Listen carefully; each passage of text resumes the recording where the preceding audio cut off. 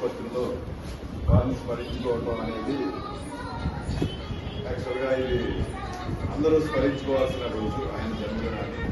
ముందుగా ముత్తయ్య గారికి థ్యాంక్స్ చెప్తున్నా. ముందు గుర్తు చేసి ఆల్రెడీ మనకి దీని నుంచి గవర్నమెంట్ ఆఫ్ తెలంగాణ నుంచి కూడా ఇన్ఫర్మేషన్ వచ్చింది, అలాగే మన జిఎం గారి ద్వారా కూడా వచ్చింది. యాక్చువల్గా ప్రొఫెసర్ జయశంకర్ గారు చూస్తే 1934 నుంచి జన్మించారు. 2011 ఫస్ట్ ఎప్పుడు 1952 నుంచి తెలంగాణ గురించి పోరాడి చివరిదాకా ఎక్కడ తగ్గకుండా ఉన్నారు.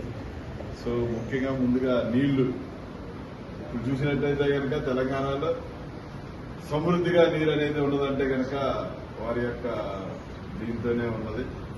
సో వారిని ఈరోజు మనం స్మరించుకోవడం మన యొక్క కర్తవ్యంగా భావించి ఈరోజు అరేంజ్ చేశాం. ఓకే బండేసి